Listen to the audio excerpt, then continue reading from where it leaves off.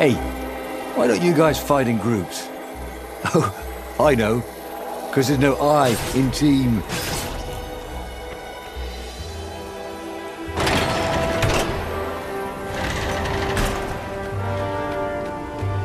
The long stairs. So he was close to the rebel base. Nothing was on fire. So far, so good.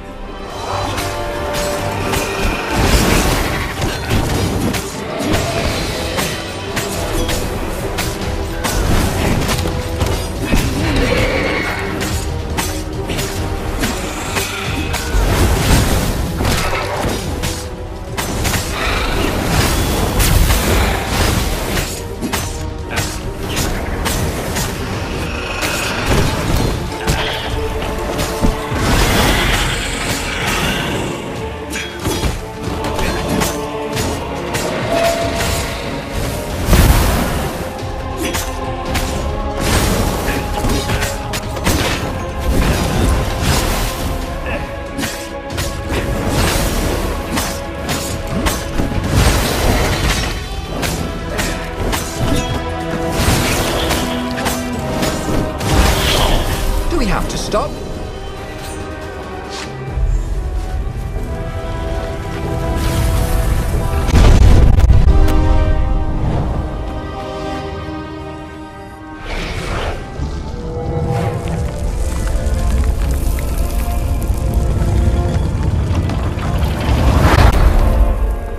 Everyone in the council chamber was dead. Zenobia stood shivering in the courtyard, drenched in blood. Why? He managed. They started arguing with me. I lost my temper and I wanted their blood. Well, not me. The stone did. Why did you take it from Lupino? I had a plan. You had a stupid plan, she said. I'm going to go kill my father now. No, you can't. You'll just take his place. You'll become worse than him. Get out of my way, or I'll kill you too.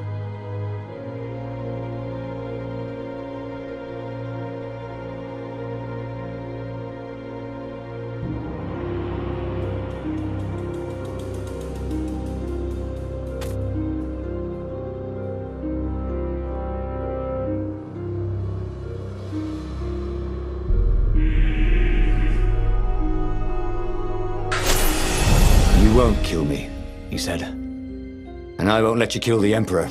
Enraged, she raised the sword. You hate him too? He could sense the Iblis stone, yearning for his death. But she didn't strike. If you kill him, he'll destroy you. I know you. Shut up! She shouted, her sword trembling. I won't lose you again. Not for anything. Get away from me, he said, and he was very close. I can't lose you again. And he was in reach of her sword now. I hate him! I hate you too! I love you, he said for the very first time. And then she was weeping. He was holding her. The sword had dropped from her hand. He glanced at the Iblis stone. It was no longer the black of the void. It looked like coal. No, it glowed like a cinder. It was crackling, burning, crumbling into ashes. You've always loved me, haven't you? She said. She was weak. The stone had taken so much from her.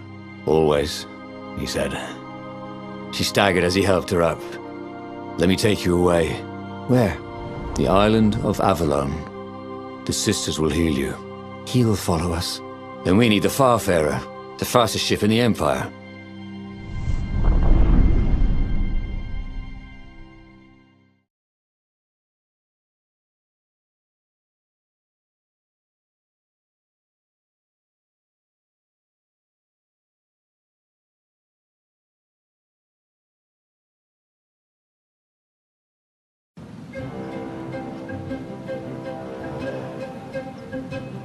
The Empire had seized his ship. They'd have to take it back.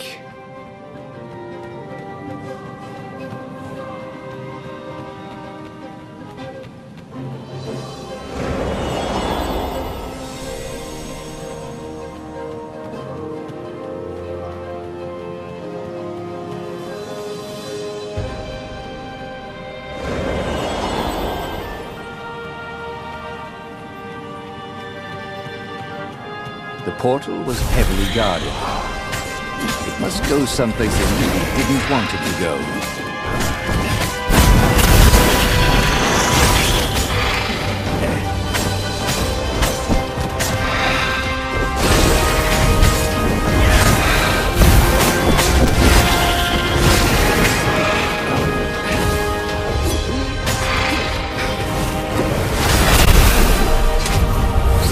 Was in no shape to fight, but he never fought so well. He wasn't fighting for money or loot or a cause. He was fighting for her, for them. His sword danced, his feet flew, and the ravens recoiled from his ferocity.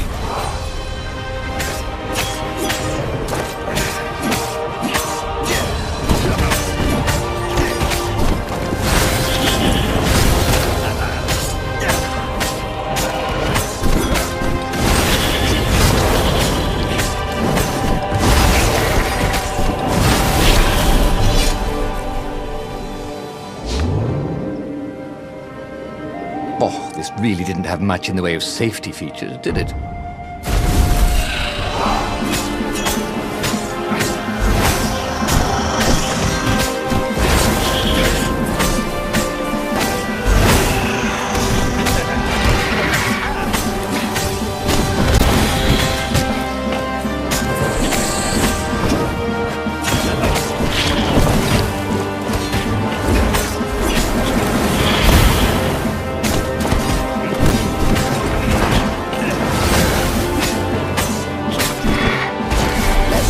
This between us, if you don't mind.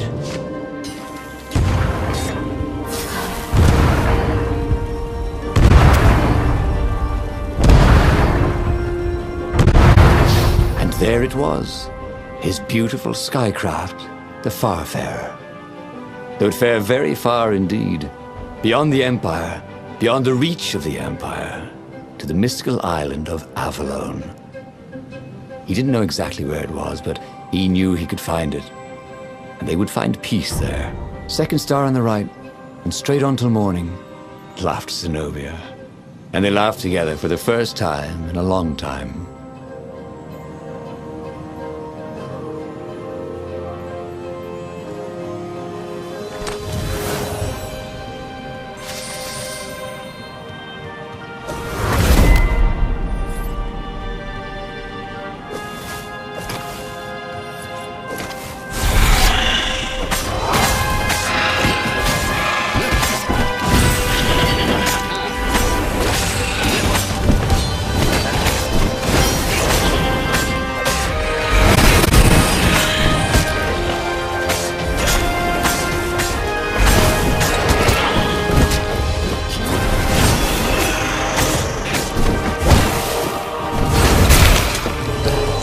Dreams may come, he thought. And then he found out.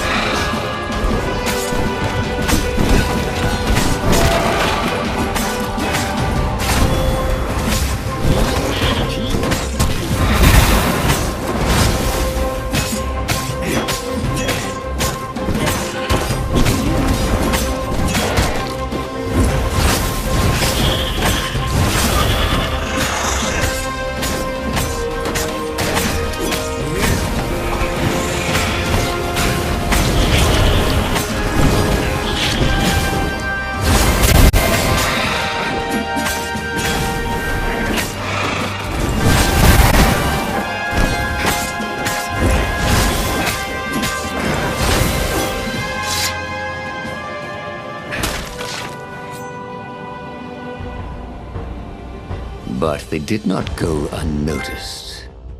Scout ships lifted off, and the long lance of the Imperial flagship. Renato turned downwind to gain speed. The Raven ships could pursue, but they couldn't close. The far speaker croaked, "You return her and live!"